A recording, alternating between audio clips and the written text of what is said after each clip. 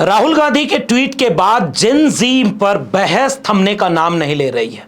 Bharatiya Janata party ने उस tweet को आधार बना करके यह हमला किया कि नेपाल की तरह जहां जेन जी ने सड़क पर उतरकर पूरा तख्ता पलट कर दिया, सरकार गिरा दी, उसी तरह से राहुल गांधी इस देश में राजनीतिक अस्थिरता लाना चाह रहे हैं और पूरी भारतीय जनता पार्टी पूरे विपक्ष पर हमलावर है और उनके कुछ टूल बन गए हैं कि जेन जी परिवारवाद विरोधी है, जेन जी भ्रष्टाचार विरोधी है, जेन जी सड़क पर उतर अराजकता करती है। इसलिए भारतीय जनता पार्टी का तर्क है कि यह जेन जी विपक्ष विरोधी है और भारतीय जनता पार्टी और आरएसएस के समर्थन में होगी।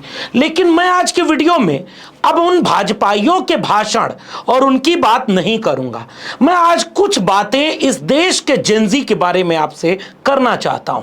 मैं चाहता हूं कि आप इस देश के हर नागरिक यह जाने कि आज इस देश का जेन-जी क्या कर रहा है, कहां है, किस हालत में है।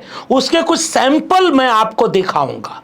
मैं ये बात पहले ही स्पष्ट कर दूं, जिस देश में तकरीबन 25 साल के कुछ साल ऊपर नीचे, मिसाल के तौर पर 1997 से 2012 के बीच में जो पैदा हुई जनरेशन जिसे जेन जी कहा जा रहा है, उस जनरेशन में लगभग इस देश का एक बहुत बड़ी आबादी आती है और इस आबादी में अधिकांश युवा ऐसा है जो जिस उम्र में किसी स्कूल, कॉलेज, विश्वविद्यालय में होना चाहिए वो किसी फैक्ट्री में मजदूरी कर रहा है, वो ठेला लगा रहा होगा, रिक्शा चला रहा होगा, खेत में काम कर रहा होगा। वह बहुत बड़ा युवा ऐसा है जिसके हाथ में कलम और किताब नहीं पहुंच पाई होगी, उसके आंकड़े इस देश के पास नहीं है, उसकी चर्चाएं और चिंताएं इस देश में नहीं सुनाई देती। पहले ही मैं उन युवाओं से माफी मांगता हूं क्योंकि उन सारे युवाओं को इस देश ने केवल जनगणना रजिस्टर का नंबर बनाकर रख दिया है। हम केवल अब उनकी बात करने जा रहे हैं जिनके हाथ में कलम किताब आ पाई। उन्हें ही जेन जी मान रहे हैं, उन्हें ही जेन जी मान रहे हैं जो आईफोन 17 खरीदने की लाइन में लग गया। हम उन्हें ही जेन जी मान रहे हैं जो कलम किताब पकड़ लिया है और उन्हें ही जेन जी मान रहे हैं जो बोल सकता है और जिसकी आवाज कहीं कहीं सुनाई दे पाती है। फिर से मैं उन तमाम युवाओं से माफी मांगता हूं जिनकी ना कोई आवाज है, ना कोई समूह है और न उन्हें कोई सुनता और देखता है। अब मैं केवल भारत का जेन-जी आज कहां है इसका एक सैंपल देता हूं। शुरुआत बिहार से करता हूं क्योंकि वोट चोरी के मुद्दे के संदर्भ में जेन-जी शब्द आया था। राहुल गांधी का ये वाला ट्वीट तो आपने देखा ही होगा। सारा झगड़ा, सारी लड़ाई इसी ट्वीट के बाद से शुरू हुई। राहुल गांधी ने युवाओं को संबोधित किया, राहुल गांधी ने छात्रों को संबोधित किया, राहुल गांधी ने जो दोनों को संबोधित किया कि संविधान बचाओ, लोकतंत्र बचाओ, मैं तुम्हारे साथ हूं और यही संविधान बचाएगा। इस पर कोई हलचल नहीं हुई। लेकिन जेन जी पर जब उसमें तीसरी लाइन लिख दी तो नेपाल और बांग्लादेश, श्रीलंका से तुलना करके भाजपा ने इसे देश में राजनीतिक अस्थिरता से जोड़ दिया और भारतीय जनता पार्टी ने एक नए टूल किट के जरिए राहुल गांधी के सवालों, लोकतंत्र और संविधान पर खतरों और जेन जी यानी भारत के युवाओं की मौजूदा स्थिति की चिंता पर जो बहस होनी थी उसका रुख मोड़ दिया। इसलिए मैं चाहता हूं कि सबसे पहले उसी बिहार से शुरू कीजिए कि बिहार का जेन-जी कहां है, बिहार का जेन-जी क्या कर रहा है। बिहार का जेन-जी, जहां बिहार में लगभग 20 साल से बीजेपी की सरकार है और 12 साल से केंद्र में बीजेपी की सरकार है, इसलिए डबल इंजन की सरकार में बिहार का जेन-जी क्या कर रहा है। 19 सितंबर 2025 को बीपीएससी टायर 4 की टीचर भर्ती वैकेंसी नोटिफिकेशन में पटना कॉलेज से सीएम आवास की तरफ वो जेन-जी मार्च निकालता है, आंदोलन करता है। रामधारी सिंह दिनकर ने कविता लिखी कि सदियों की ठंडी बुझी राख सुगबुगा उठी, मिट्टी सोने का ताज पहन इठलाती है, दो राह समय के रथ का घर घर नाद सुनो, सिंहासन खाली करो कि जनता आती है। जेपी आंदोलन के समय नारा लगा कि सच कहना अगर बगावत है तो समझो हम भी बागी हैं। लेकिन उसी जेपी आंदोलन में यह भी नारा लगा था, हमला चाहे जैसा भी हो हाथ हमारा नहीं उठेगा। मगर उसी जेपी आंदोलन में जेपी ने पूरे देश से आह्वान कर दिया था, नौजवानों से आह्वान कर दिया था कि केवल गुजरात के मेस की बिल बढ़ाने पर, बिहार के छात्रों के आंदोलन पर केवल देश बदलेगा नहीं, पूरे देश के नौजवानों सड़क पर उतर जाओ, नौकरी पेशा लोगों नौकरी छोड़ दो। और सेना तक से अपील कर दी थी कि तुम देश की हुकूमत का फरमान मानना बंद कर दो। भारतीय जनता पार्टी को जेन-जी पर बहस करते हुए यह बताना चाहिए कि क्या यह सारे आंदोलन के लिए आह्वान ले मशाले चल पड़े हैं लोग मेरे गांव के, अब अंधेरा जीत लेंगे लोग मेरे गांव के। बल्ली सिंह चीमा जैसे लोगों की कविताएं, शेर व शायरियां, पहरुओं रहना सावधान, दुश्मन तो चला गया मगर उसकी छायाओं का डर है। और वहीं दूसरी तरफ ये दाग दाग उजाला, ये सब गजीदा शहर, ये वो शहर तो नहीं जिसका हमें इंतजार था। इस तरह जाने कितनी कविताएं, शायरी और गीत गजल लिखा गया जिस देश में आंदोलन के नारे, जिस देश में प्रतिरोध के लिए खड़े हुए। आज भारतीय जनता पार्टी ने प्रतिरोध को अराजकता और देश की अस्थिरता से जोड़ दिया है। इसलिए आज की वीडियो इस बात के लिए है कि भारत का जेन जी क्या कर रहा है और क्या आप इस दोनों में फर्क करना समझ पाएंगे कि नहीं, इसलिए आखिरी तक पूरा वीडियो देखिएगा। अब बिहार चलते हैं और देखते हैं कि बिहार का जेन जी कर क्या रहा है। बिहार का जेन जी इसी सितंबर महीने में एक आंदोलन करने सड़क पर उतर गया। क्या करने? आंदोलन करने। और मान क्या है कि 19 सितंबर 2025 को बिहार का जेन जी कह रहा है। अब मैं जेन जी कह रहा हूं तो जरा इसकी छूट दीजिएगा, कुछ लोग 1996 के पहले वाले भी होंगे, शिक्षा रोजगार मांगने वाले, इसलिए एकदम फीता लेके मत बैठिएगा। देखिए बिहार का जेन जी क्या कर रहा है। 19 सितंबर 2025 को बीपीएससी टायर 4 की भर्ती के लिए जब नोटिफिकेशन आया तो पटना कॉलेज से सीएम आवास तक की तरफ प्रोटेस्ट मार्च निकाला गया। नोटिफिकेशन व वैकेंसी बढ़ाने की मांग की गई। पुलिस ने गांधी मैदान जेपी राउंड अबाउट के पास रोक दिया। बिहार का जेन जी दूसरा उदाहरण क्या कर रहा है। 7 अगस्त 2025 को no STET no vote, Patna में बीएड प्रशिक्षु अभ्यर्थियों का एसटीईटी पहले कराने की मांग, बैरिकेड तोड़ने पर लाठीचार्ज, कई घायल। बिहार का जेन जी तीसरा क्या कर रहा है। 15 सितंबर 2025 कांस्टेबल भर्ती प्रक्रिया पर नाराजगी, पुलिस में बैरिकेडिंग तोड़ने पर बल प्रयोग किया, चोटें आई। जनवरी 2025 में बिहार का जेन जी बीपीएससी 17वीं सीसीई पेपर लीक आरोप लगाया, हफ्तों तक विरोध किया, कई जगहों पर कैंसिल इंक्वायरी की मांग तेज हुई। उसके बाद बिहार का जेन जी गर्दनी बाग में आंदोलन कर रहा है। बिहार का जेन जी पटना राजधानी में संविदा कर्मी और जमीन के सर्वे के लिए जो लोग काम पर रखे गए थे, बाद में कहा गया था कि उनको परमानेंट कर देंगे, उन सबको संविदा पर से भी हटा दिया गया और वो आंदोलन कर रहे हैं। वो चीख रहे हैं, बिहार जेन जी रो रहे हैं, लाठी खा रहे हैं। वो कौन सा देश में अपनी भूमिका निभा रहे हैं। चलिए बिहार के बाद उत्तर प्रदेश चलते हैं और उत्तर प्रदेश के जेन जी क्या कर रहे हैं इस पर बात करेंगे। और उत्तर प्रदेश के नेताओं में से 2 डिप्टी सीएम का मैं बयान सुनाना चाहता हूं। ये दोनों डिप्टी सीएम का बयान सुनिए और फिर देखिए कि यूपी के जेन जी क्या कर रहे हैं। एक्स पे पोस्ट किया है जेन जी को लेकर, क्या कहना चाहेंगे?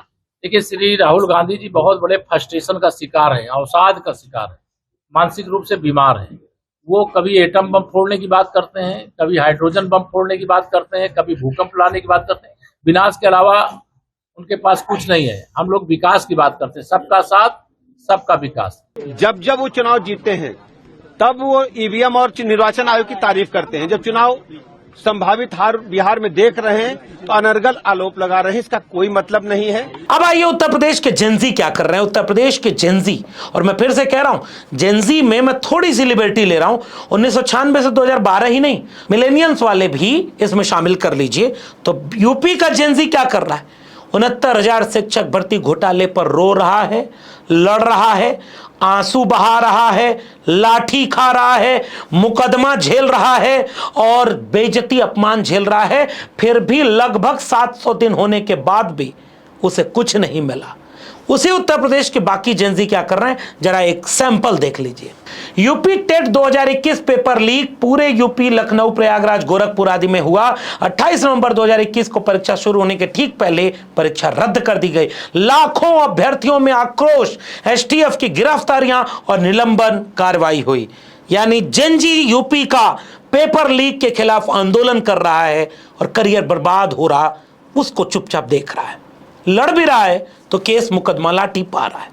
दूसरा उदाहरण के यूपी का जेन जी क्या कर रहा है। आरआरबी एनटीपीसी रेलवे भर्ती विरोध, प्रयागराज जनवरी 2022 short list oblique duplicate count के खिलाफ बड़े प्रदर्शन हुए। उत्तर प्रदेश का जेन जी सड़कों पर उतरता है, पुलिस लाठीचार्ज करती है, बाद में मामला दर्ज हुआ और एनएचआरसी को कार्रवाई का निर्देश दिया गया। अब यूपी के जेन जी को पता नहीं कि इस मामले में आगे क्या हुआ। तीसरा उदाहरण जहां यूपी का जेन जी क्या कर रहा है, जरा गौर से देखिए, यूपी कांस्टेबल भर्ती 2024 राज्यव्यापी आंदोलन, क्योंकि पेपर लीक और गड़बड़ी के आरोप हुए। इको गार्डन लखनऊ में बड़े विरोध प्रदर्शन हुए। एफआईआर हुई। री एग्जाम ऑब्लिक प्रक्रियात्मक आदेशों का मांग की गई। बाद में अनियमितताओं और टेलीग्राम चैनलों पर कार्रवाई की खबरें आईं और उसके बाद खबरें आना बंद हो गईं। पता नहीं उस मामले के लोगों को पता होगा, आज यूपी के बाकी जेंजी को पता नहीं कि वो जो सड़क पर उतर कर लाठी खाया था उसके बाद उस पेपर का क्या हुआ। अगला एग्जाम्पल देखिए यूपी के जेंजी का। यूपी पीआरबी कांस्टेबल चयन प्रक्रिया न्यायिक दखल 2025। हाई कोर्ट ने अंकों के प्रकटीकरण पर बोर्ड को निर्देश दिया। लंबा विवाद युवाओं के विरोध से जुड़ा रहा, यानी यूपी पीआरबी में भी यूपी का जेंजी सड़क से लेकर कोर्ट तक लड़ रहा है। मैं फिर से बीच में दिला दूं, 1996 से 2012 वाला जेंजी ही नहीं, इसमें 5-10 साल पीछे भी लेते चले जाओ, जोड़ लो। यूपी के जेंजी को मैं उस सब के हिसाब से परिभाषित कर रहा हूं। सड़क पर लड़ रहा है, कोर्ट में लड़ रहा है। अगला एग्जाम्पल देख लो, यूपी पीएससी की सेवाएं 1 डे 1 शिफ्ट की मांग। यूपी के प्रयागराज से लेकर पूरे प्रदेश में आंदोलन। 2024 नवंबर में मल्टी शिफ्ट ऑब्लिक नॉर्मलाइजेशन के खिलाफ छात्र युवा आंदोलन तेज होता है। विरोध के बाद आयोग ने शेड्यूल और तरीके पर पुनर्विचार का संकेत किया। बाद में पता नहीं, जो परीक्षा दे रहा होगा उसे ही पता होगा कि अपडेट क्या है। आपको हमको पता भी नहीं कि यूपी के जेंजी के साथ यूपी सरकार ने बाद में क्या किया। उसी उत्तर प्रदेश में संविदा कर्मी एडहॉक पर लोग रखे गए, संविदा पर रखे गए या डेली वेज पर रखे गए, जिसमें कोई आरक्षण नहीं मिलता। वो बदहाल है और 2017-18 से लगातार उनका आंदोलन चल रहा है। सुप्रीम कोर्ट से नियमितीकरण रद्द होने के बाद धरने, प्रदर्शन, एक काम एक वेतन, नियमितीकरण की मांग, उत्तर प्रदेश के कई कोनों में ऐसे कई आंदोलन संविदा कर्मियों के देखने को मिल रहे हैं। ये भी तो जेंजी है। अगला जेंजी देखो, यूपी के बनारस में पढ़ने वाले बीएचयू में जेंजी सड़क पर उतरा था क्योंकि उत्तर प्रदेश में बीएचयू कैंपस में एक छात्रा के साथ गैंग रेप का आरोप लगा था। भाजपा के 3 आईटी सेल के लोगों के ऊपर, भाजपा से जुड़े हुए थे तार उनके, न बुलडोजर चला न कुछ चला। वो जेंजी बीएचयू में गेट पर लड़ता रहा, बाद में पता नहीं क्या हुआ। उत्तर प्रदेश के कोने कोने में ऐसे आंदोलन। भर्ती नहीं आ रही, भर्ती आई तो एग्जाम ढंग से नहीं, प्रक्रिया बदल दी, आरक्षण की प्रक्रिया सही नहीं। यूपी का जेंजी तो यहां है। थोड़ा और देश के जेंजी को भी देख लेते हैं। दिल्ली के एसएससी आंदोलन की बात किए बिना भारत के जेंजी की बात पूरी नहीं होगी। कितना बड़ा आंदोलन, दिल्ली की सड़कों पर आंदोलन, हजारों एसएससी के अभ्यर्थी सड़क पर, उनके शिक्षक भी सड़क पर, लाठी खाई एसएससी के अभ्यर्थियों ने भी, शिक्षकों को भी उठा उठा कर भर दिया, शिक्षक आंदोलन किए। आज तक उनको मांग पूरी नहीं की गई। एसएससी आंदोलन जेंजी ही तो कर रहा है। क्या मिला भारत के जेंजी को? राजस्थान में फरवरी 2022 से लेकर सितंबर 2025 तक रीट पेपर लीक से लेकर आरएसएसबी की प्रक्रिया पर लगातार राजस्थान में जेंजी आंदोलन कर रहा है। महाराष्ट्र में जनवरी फरवरी 2023 से लेकर के अब तक एमपी पीएससी में बदलाव, पैटर्न बदलाव, पेपर में समस्या, इस तरह की भर्ती ना आना, इसको लेकर महाराष्ट्र में भी आंदोलन। बिहार के जेंजी की बात की, यूपी की, राजस्थान, मध्य प्रदेश, हर जगह की बात की। मिल क्या रहा है भारत के जेंजी को? अब इन तमाम उदाहरणों को आपके लिए छोड़े जा रहा हूं कि अपने हक के लिए सड़क पर उतरना, आंदोलित होना और शांतिपूर्ण तरीके से, इस बात के लिए तो हम कहेंगे आपकी संख्या में ताकत होती है। जमहूरियत एक तर्ज हुकूमत है कि जिसमें बंदों को गिना करते हैं, तौला नहीं करते। आपकी गिनती अगर ज्यादा होगी तो सड़कें खामोश हो जाएं, संसद आवारा हो जाती है और जिंदा कौमें 5 साल इंतजार नहीं करती। डॉक्टर राम मनोहर लोहिया ने कहा था। तो क्या ये सारे अराजकतावादी हैं? ये शिक्षा रोजगार मांगने वाला भारत का जेंजी क्या देश को अस्थिर कर रहा है? तो फिर वो अपने हक और अधिकार की बात करे भी तो क्या करे? क्या भाजपा को केवल वही जेंजी पसंद है जो मजहबी फसाद में, धार्मिक दंगों में या चुनावी रैलियों में ही नजर आए? वो शिक्षा रोजगार मांगता, अपना हक अधिकार मांगता और देश के संविधान को बचाने के लिए सड़क पर खड़ा होकर नारे लगाता। जेंजी नहीं पसंद? फैसला मैं आपके ऊपर छोड़ रहा हूं। भारत का जेंजी कहां है ये आप भी टिप्पणी करके हमें नीचे जरूर बताइएगा। बाकी समझदार को समझ में आ रहा होगा कि कौन डर गया है जेनजी से, जिसको इतनी बदहाली है कि कहीं भारत का युवा भी भारत की सरकार के खिलाफ, उनके भ्रष्टाचार, उनके शिक्षा, रोजगार, महंगाई और इस तरह के बुनियादी सवालों पर आक्रोश न जाहिर करने लगे। इसलिए पूरा दोष विपक्ष पर मत दो और विपक्ष जो सवाल उठा रहा है उसको ही डिलेजिटिमेट कर दो। कितना आसान है भारत में राजनीति करना, क्योंकि इस राजनीति को मीडिया का साथ मिला है। मगर आप इसके गिरफ्त में आए बिना जरा सोच कर अपनी टिप्पणी जरूर बताइएगा। जरूरी लगे ये वीडियो तो घर घर पहुंचाइएगा। इस वीडियो में इतना ही। बाकी मेरे चैनल को अगर अब तक सब्सक्राइब नहीं किया है तो जाते थे चैनल को सब्सक्राइब करना मत भूलिए। बेल आइकॉन यानी घंटी की बटन दबाएंगे तो अगली वीडियो की सूचना मिलेगी। ज्वाइन करेंगे तो हमें ताकत और हिम्मत मिलेगी। अगर आप इस वीडियो को ट्विटर यानी एक्स या फेसबुक पर देख रहे हैं तो हमें फॉलो करना मत भूलिए। फिर मिलेंगे, तब तक के लिए बहुत बहुत धन्यवाद।